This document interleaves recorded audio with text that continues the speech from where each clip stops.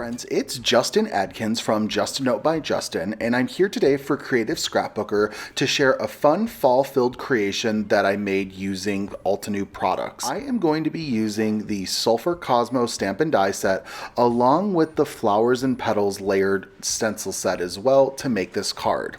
We're going to start by ink blending up our background, and I am using a combination of antique linen and scattered straw.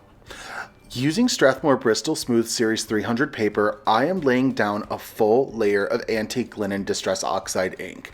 This is going to cover the entire A2 sized panel, and then after I have everything all blended up using different elements just to make sure I'm not getting smudges onto the panel, I am going to bring in that scattered straw Distress Oxide ink to blend up the edges.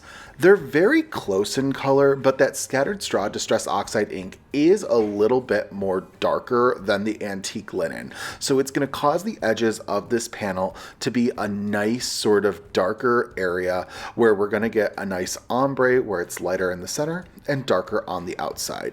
When I'm done with the scattered straw, I bring in my antique linen blending tool to blend out those edges so I get a nice smooth transition of colors. Using my Distress spray bottle, I just take the nozzle off and flick some water onto the panel so that I can get some nice, what I like to call bleach marks onto my project. What this is because the inks are water reactive, when I get water on top of it, it pulls the ink off the paper and I get these almost white marks onto the panel that cause a nice sort of splattery detail. Now that we've got our base of our blending panel all situated, let's pull in that Flowers and Petals layering stencil by Altenew, which is a 4-layer stencil set, and we're going to use this to begin to build up our fall-inspired background. So like I had said, there are 4 pieces to this stencil set, and each of the stencils are numbered. I'm trying to point to the number 1, and it's very hard to see on camera, but the numbers tell you the order in which you should blend up these panels. I've taken the number 1 stencil, placed it on top of my panel, and I'm pulling in some 1-inch mint tape, and I'm going to create a corner onto my glass mat. I am just making a 90-degree corner by using 2 pieces of tape, and what this is going to help do is keep each of my 4 stencils lined up appropriately as I blend them onto my panel. This isn't going to make me have to do any sort of guesswork to see where exactly my stencil needs to line up, and this is one of the intimidating factors when it comes to layering stencils, is people are worried about not getting those stencils in the appropriate position. This is a almost virtually free hack in order to make sure that your stencils are always perfectly positioned. Because my glass is magnetic, I do use magnets to also help hold my stencil into place. For the first layer, I am pulling in brushed corduroy and gathered twigs Distress Oxide ink to lay down a brown and earthy layer. I am just going to do like a hodgepodge mix of blending where it's a little patchy, and I'm just going to blend up that brushed corduroy in a couple sections over my stencil. Then I'm going to pull in the gathered twigs color and fill in any of the empty gaps, just to make sure that I get a nice coverage using the stencil. And then what I can do is using both of my blending tools is to make sure that these 2 colors blend really nicely into each other. Because they're both brown tones, they're really going to blend nicely, and I don't have to work too hard to make sure to get a nice seamless blend. But you will see me having to move those magnets around, and that's a-okay. That's just one extra step, but those magnets do such a fantastic job holding my panel in effect. Now you can see how Stencil 1 has created these brown leaves, and we're going to move on to stencil number 2. Like I said, all of these stencils are etched with the correct number, and this one does say 2, even though it's hard to see on camera. Using my little corner hack out of tape, I've put the stencil number 2 into place, and I'll be using ground espresso Distress Oxide ink to blend a layer over this stencil number 2. I'm just going to keep applying this ground espresso Distress Oxide color because these bits are really small. I don't want to use multiple colors on this. I just want to lay down a nice solid layer of that ground espresso color. I love how this ground espresso is a dark brown with some good warmth to it, and I thought it would lend itself very well to our autumn blend. I remove stencil number 2 to reveal our current pattern, and then I pull in stencil number 3 where we're going to start incorporating those nice vibrant fall colors. I use my tape corner tool to place my stencil into place, and then also use my strong magnets to secure the stencil as well. I pull out dried marigold and carved pumpkin distress oxide ink, and we're going to use that technique where we're just going to do patches of color that we're going to blend back and forth to each other, kind of like we did with stencil number 1. I've laid down the colors with the dried marigold, and now I'm going to pull in the carved pumpkin distress oxide ink, and I'm going to blend the areas that I didn't get with the dried marigold to make sure that that carved pumpkin color comes through very nicely. Next, I do pull in that dried marigold blending tool, as this is going to help blend the carved pumpkin into the lighter color a lot easier. We'll go ahead and remove the stencil to see where we're at with the use of stencil number 3, and now we will move on to our final stencil in the set, which is stencil number 4. I use my corner tape tool to make sure that everything is all lined up with the stencil, and then I reinforce it using my magnets. For the distress oxide inks, I'm pulling in barn door and fired brick because I wanted some darker and earthier tones to use with this panel, but I still wanted to incorporate some red. So I'm doing that same splotchy technique with the barn door, and then once I'm done with that color, I pull in the fired brick, which is a little darker, a little earthier, to help blend into that barn door coloring. So I'm just making sure that all of my stenciled bits are nice and blended with the barn door and with the fired brick, and then what I will do is reveal my stencil and you will see the final product. I love how this panel works. It's so soft, it's so fall. I think this is going to be a perfect base for our card. Using ground espresso distress oxide ink, I'm going to smush it onto the panel, water it down, and then take a clean watercolor brush to splatter on top of the panel. This splattering is going to add some fun extra detail to our project so that it just adds that little extra fun. I'm also going to pull in some carved pumpkin distress oxide ink and repeat that same technique because I wanted to incorporate the dark of the ground espresso and a lighter color as well, and I thought that the carved pumpkin would be a good complement to that.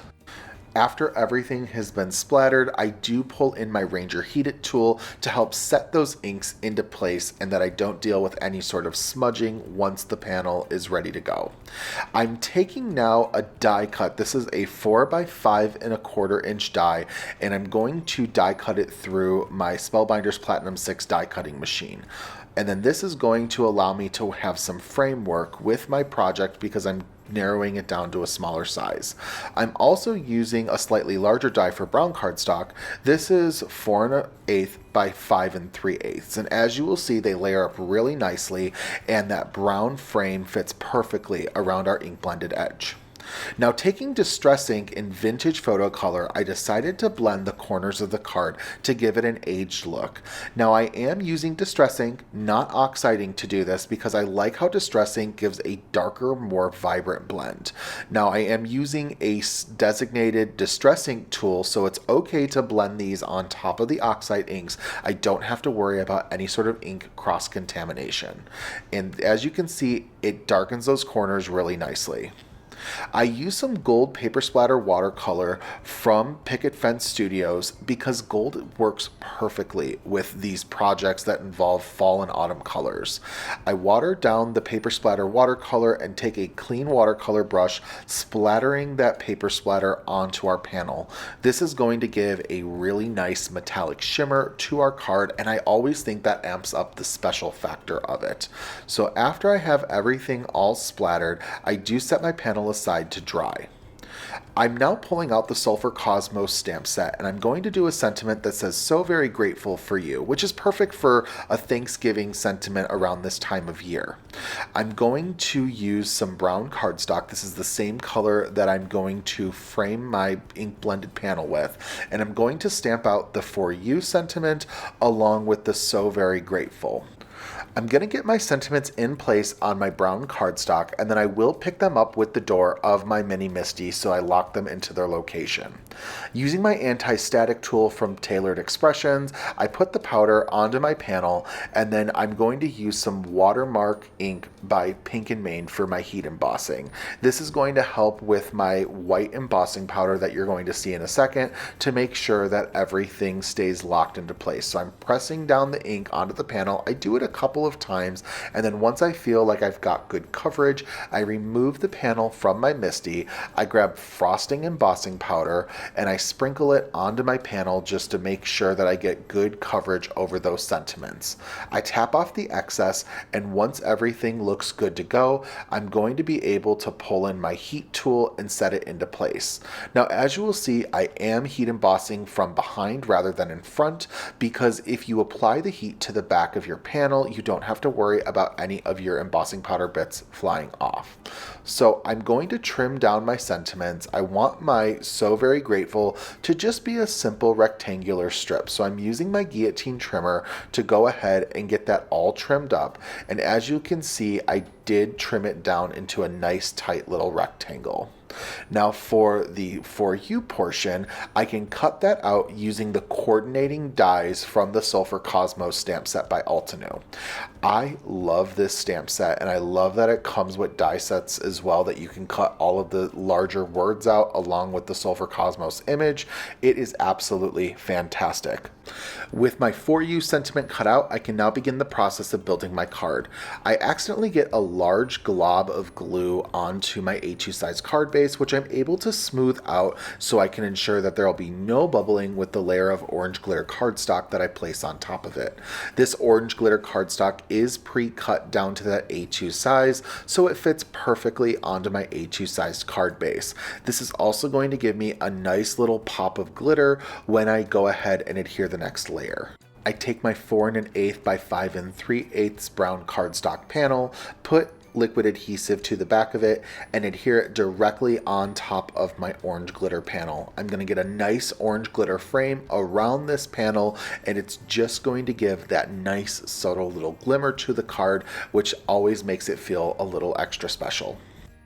The final layer that we're going to be adhering is our ink blended panel with our flowers and petals layered stencil set, and I've gone ahead, put liquid adhesive on the back, and have adhered it on top of the brown layer. I love using the liquid adhesive because it allows me to kind of play around and nudge the different die cuts into shape.